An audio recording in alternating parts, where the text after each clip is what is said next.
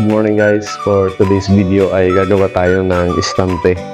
Meron yung pinagawa sa atin dito na yung istante lagayan ng bigas. So yan yung ating gagawin ngayon. Pakita ko sa inyo mga kaibigan. So ayan na nga guys. Sa pagkakataon na to ay yan ay yung sukat na gagawin natin, 48 inches. At yung height naman ay 44 inches. At meron niyang mga cover, tatlong cover yan. Lalagyan to ng rice, So pataas yung cover niya, nabubuksan pataas. So tatlo yan, i-divide natin sa tatlo yung 48 inches. Kaya yan yung gagawin natin ngayon, mga kaibigan.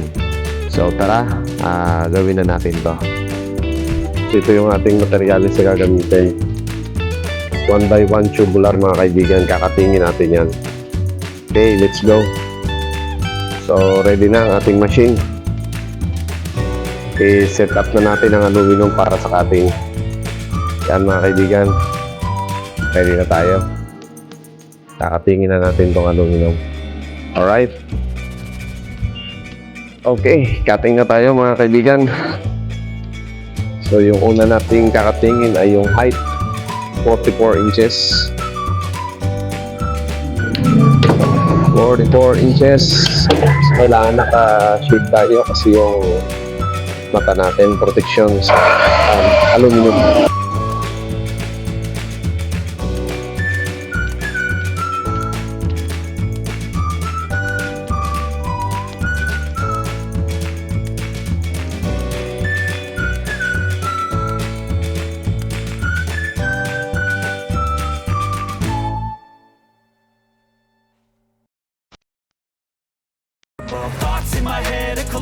So sa pagkakataon na nga yan mga kaibigan ay tuloy-tuloy na dyan ang ating cutting. Talagang mabilis na tayong nag-cutting dyan kasi marami tayong aluminum na kakatingin.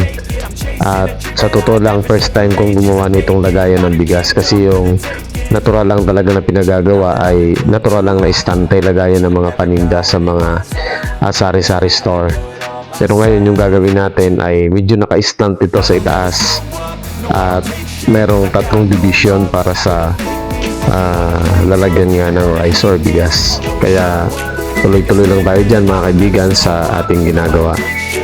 Wala akong katulong sa mga oras na yan kasi yung katulong kong anak ay nag-aaral na.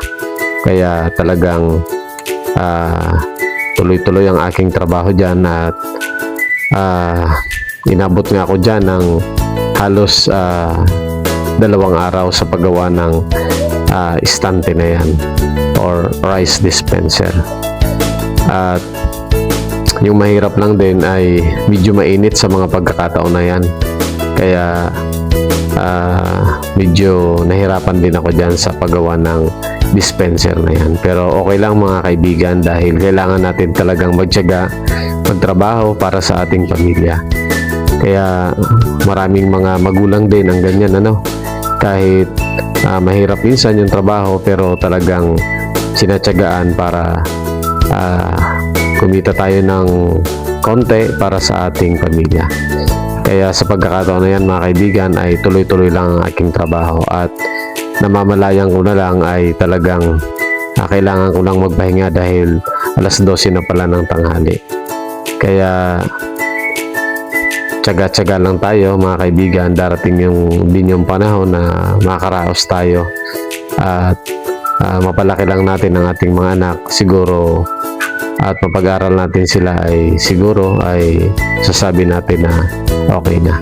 Sa pagkakataon na nga yan ay nakating ko na yung mga aluminum, napakagulo, paano kaya bubuuhin yan, pero para sa amin na mga nag-aluminum mga kaibigan, yan ay talagang kumbaga alam na namin yung pagkakasunod-sunod. So sa puntong yan, naglalagay na ako dyan ng bracket. So yung bracket na yan yung kinakapitan ng bawat dugtungan ng mga horizontal na aluminum.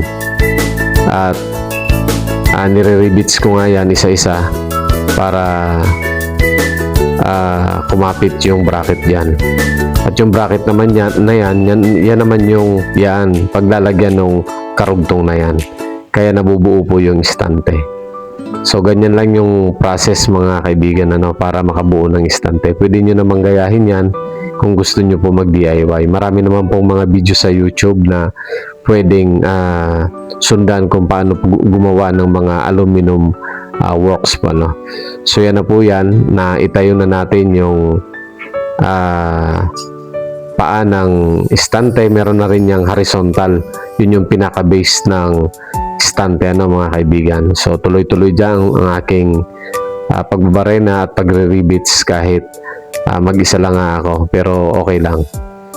So ayan mga kaibigan at dito na nga ay kailangan na nating i-fast forward dyan para mas mabilis na makita ninyo kung paano ginagawa ang isang istante or eskaparate mga kaibigan. So medyo nag-iisip na ako dyan kasi naguguluhan din paminsan-minsan so yan, naitayo na natin mga kaibigan. Yan halos na buo na yung 4 na paa mga kaibigan.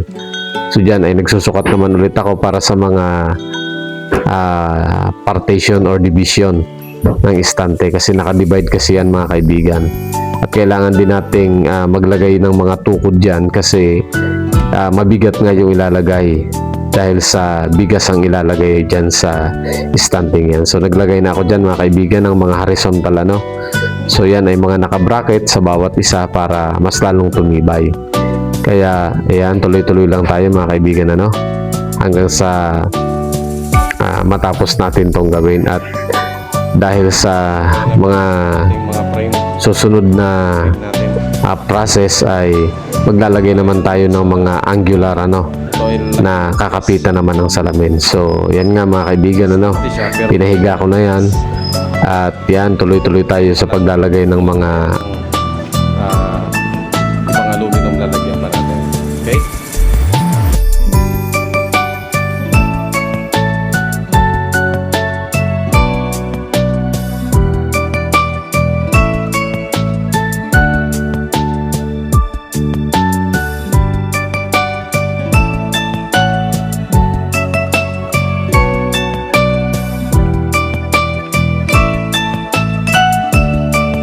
maglalagay naman ako dyan ng mga angular bracket para naman yan sa mga salamin.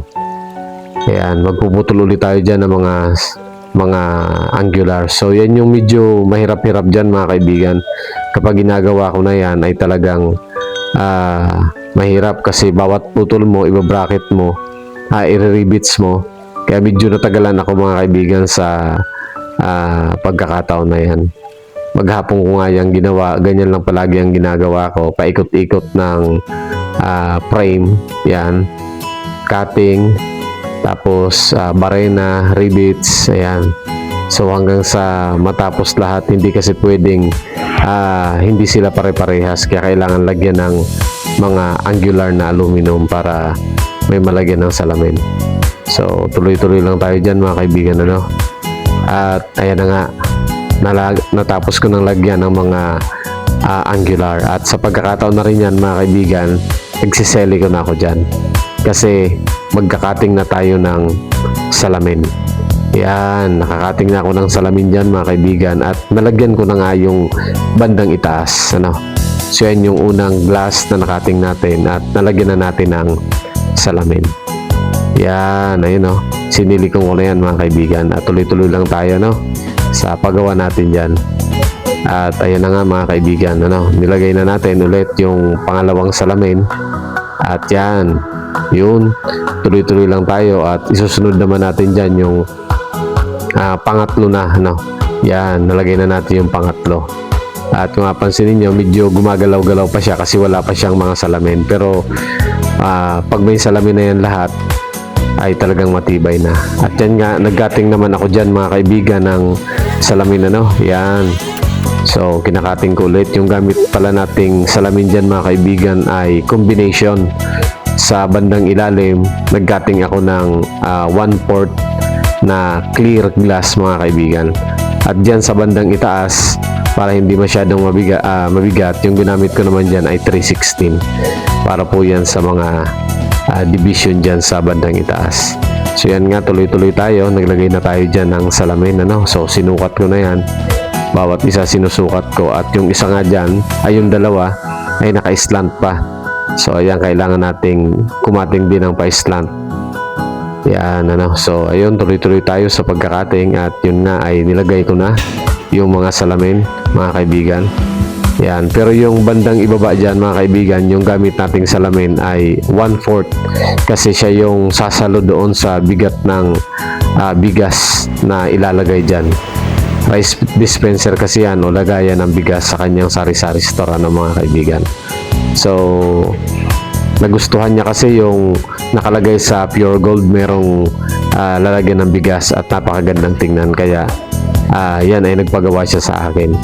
Yung itaas, naka-divide sa tatlo. So, iba-ibang klase ng bigas. At sa bandang baba naman, kasi merong ibaba yan. So, yung ilalagay naman dyan ay yung mga sako-sako rin na bigas na 5 or 10 kilos. Kaya, nilagyan ko talaga yan ng mga tungkod, mga kaibigan, para mas lalong maging matibay yung istante natin. May salaminan. At